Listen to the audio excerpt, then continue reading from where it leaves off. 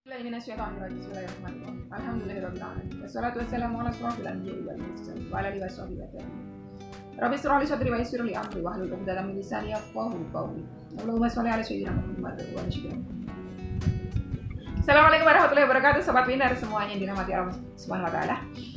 Saya mendoakan semoga sobat winner semuanya selalu sehat walafiat, selalu dalam lindungan Allah Subhanahu wa taala, dilimpahi rezeki yang halal, yang berkah, yang thayyib, yang manfaat. Semoga sobat winnerku semuanya yang saat ini mungkin masih terlilit amanah-amanah hutang, baik riba maupun non riba, semoga Allah segera lunaskan hutang-hutangnya dengan cara-cara Allah yang mudah, tanpa harus menggali bayaran baru, tanpa harus menjual aset, tanpa harus kesusahan kepayahan, tanpa harus direndahkan, dicaci maki, diolok-olok, digunjing, dihinakan, diintimidasi, ditekan oleh manusia lain. Semoga sobat winnerku semuanya saat ini mungkin sedang menghadapi masalah-masalah hidup, sedang menghadapi kesulitan-kesulitan.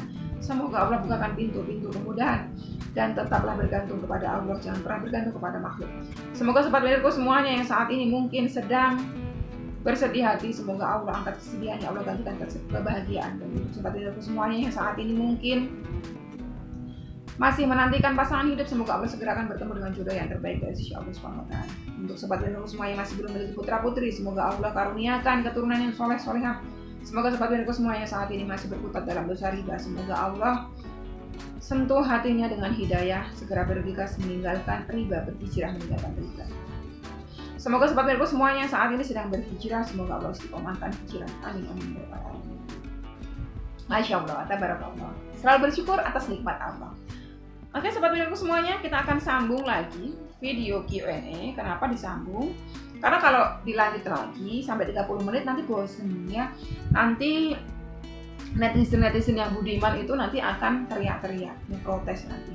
Jadi kita sambung supaya nggak bosen. Ini ada pertanyaan lanjutan. Tadi ada beberapa pertanyaan saya sudah jawab. Sekarang pertanyaan selanjutnya masih terkait dengan beberapa amalan sholawat. Dari Mbak Lia Sukma, Assalamualaikum Umi. Waalaikumsalam warahmatullahi wabarakatuh. Saya senang sekali bisa nemu channel Umi. Saya juga senang lihat aura wajah Umi yang selalu tersenyum. Masya Allah, terima kasih. Umi mau tanya nih soal sholawat munjiat. Apa boleh kalau sudah membaca sholawat munjiat 100 kali untuk melembutkan hati, terus lanjut lagi sholawat munjiat 11 kali, terus kalau munjiat yang 11 kali buat penarik rizki, itu bacanya apakah pakai Al-Fatihah 1 kali sama sholawat Nabi 1 kali? Mohon dijawab Umi. Terima kasih.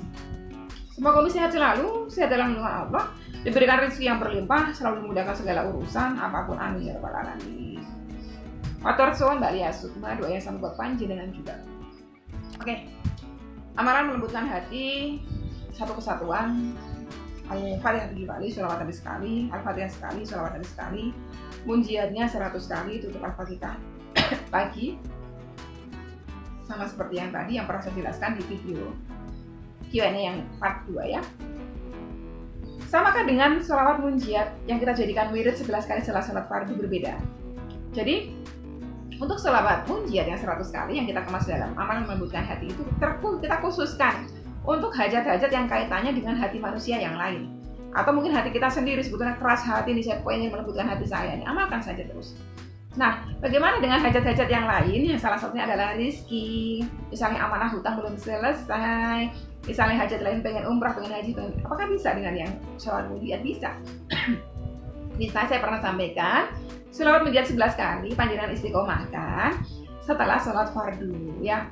Apakah harus dibaca Al-Fatihah dulu? Sebaiknya iya, karena saya biasanya sebelum baca sholawat Nabi, sholawat itu saya jadikan wasilah untuk mendekatkan diri kepada Allah, supaya Allah ridho kepada saya dan mengabulkan hajat-hajat saya. Karena Rasulullah bersabda bahwa doa kita sebelum menembus langit ada hijab, antara bumi dan langit ada hijab, ada penutup yang menutupi. Kalau penutup itu mau terbuka harus dibacakan dulu sholawat kepada beliau, baginda Nabi besar Muhammad SAW. Jadi kenapa saya selalu mendahulukan sholawat sebelum saya bermunajat? Saya bermunajat terakhir dulu. Yang penting saya bersholawat dulu. Nah, sebelum bersholawat saya baca Al-Fatihah dulu 1 kali minimal, baru saya baca sholawat. Mau dihaturkan sholawat Nabi dulu boleh, bagus. Nggak apa-apa. Langsung sholawat munjiat nggak apa-apa kalau yang untuk wiridnya. Kalau untuk yang sholawat yang amalan melembutkan hati, bacakan sholawat Nabi. Gitu ya. Apalagi dari pertanyaannya? Oh, udah cukup ya. Selanjutnya dari Mbak Nur Hayati. Assalamualaikum. Waalaikumsalam warahmatullahi wabarakatuh. Amin Allahumma amin. Umi, aku mau tanya nih. Boleh nggak nih kalau misalkan nih tadinya kita sholawat 10.000 kali, terus ngerasa terlalu banyak dan belum mampu, boleh nggak kalau misalnya dikurangin sholawatnya jadi 4.444 kali atau 1.000 kali? Boleh, jawabannya boleh. Tapi saya memberikan nasihat buat sobat pintarku semuanya, sebaiknya lakukanlah setiap amalan dengan iman. Dengan iman bukan dengan nafsu.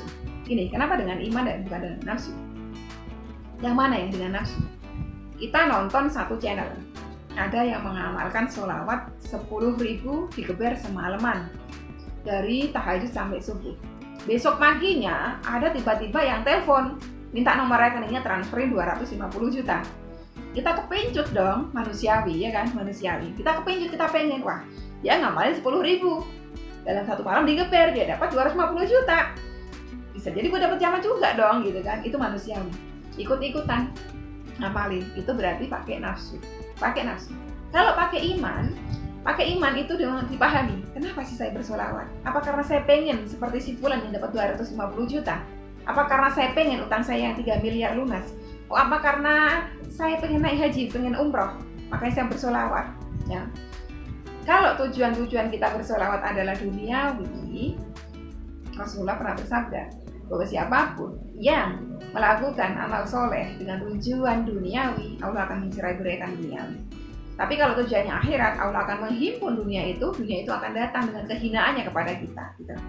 Jadi, luruskan dulu niatnya. Kita bersolawat karena apa? Karena Allah perintahkan. Seperti video saya sebelumnya, saya jelaskan. Karena Allah perintahkan kita untuk bersolawat kepada Rasulullah. Kalau kita melakukan amal sholawat ini karena perintah Allah, karena kita memang sedang mematuhi perintah Allah, itu berarti kita pergunakan iman kita di sini. Kita pergunakan iman. Kalau kita pergunakan iman, biasanya melakukannya tidak dengan nafsu. Kalau nafsu, saya pengen geber-geberan deh 10.000 deh. Ternyata kalau dilakukannya dengan nafsu, nanti baru seminggu 2 minggu udah bahasa Jawanya ngelokro, udah bosen.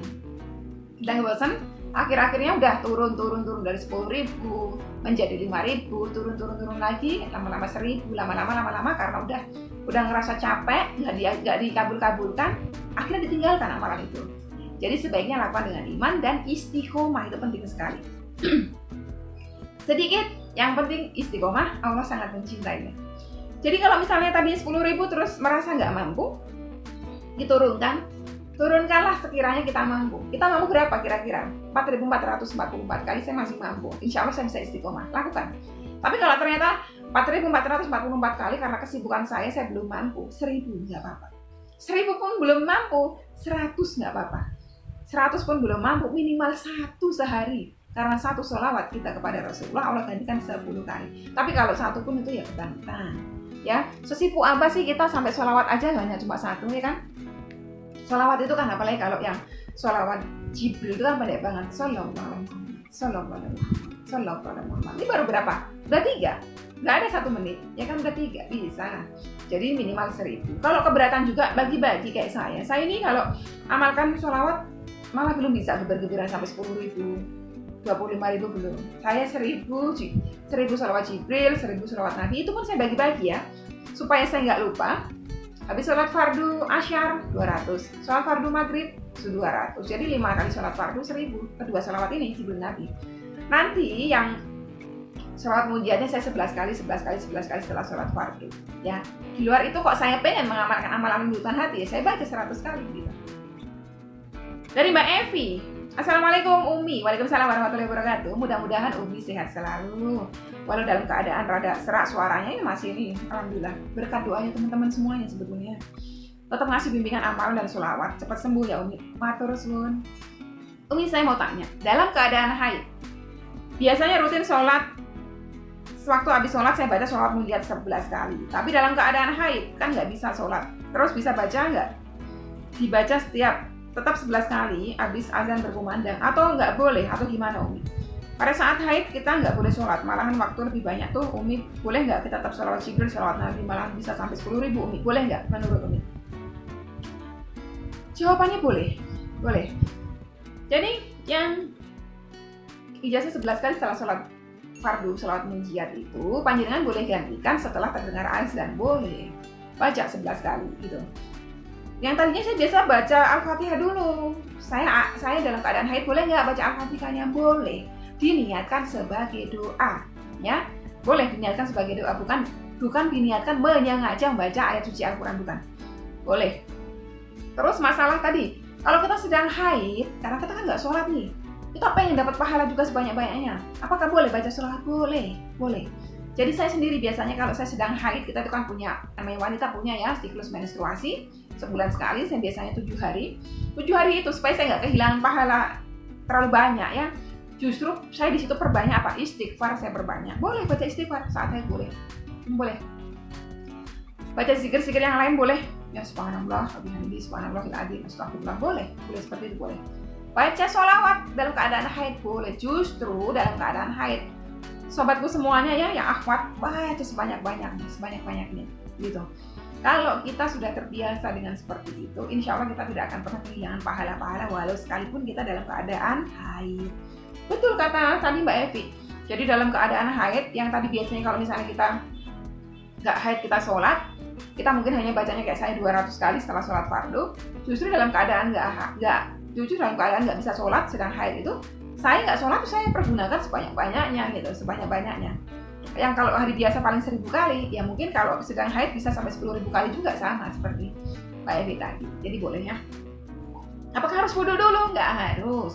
Mau wudhu dulu boleh, tapi wudhu pun tidak menyebabkan kita menjadi suci, karena kondisi kita memang sedang tidak suci, sedang keluar darah najis gitu ya. Jadi kalau mau wudhu ya lebih kepada membersihkan fisik kita. Mungkin ada debu-debu ya, kita pakai wudhu. Jadi dalam keadaan bersih sekali kita bagus berselawat kepada Rasulullah. Oke, sobat Winner semuanya, sampai di sini dulu video kali ini. Semoga cukup menjawab. Jika misalnya ada penjelasan-penjelasan yang mungkin kurang tepat, itu murni dari kefakiran ilmu saya, dari kekurangan diri saya. Mohon dibukakan pintu ampun yang sebesar-besarnya. Semoga bermanfaat buat teman-teman semuanya. Jika masih ada pertanyaan-pertanyaan, silakan disampaikan di kolom komentar. Insya Allah, selama masih terlintas di pandangan mata saya akan capture dan saya akan jawab. Sekian dulu, wassalamualaikum warahmatullahi wabarakatuh.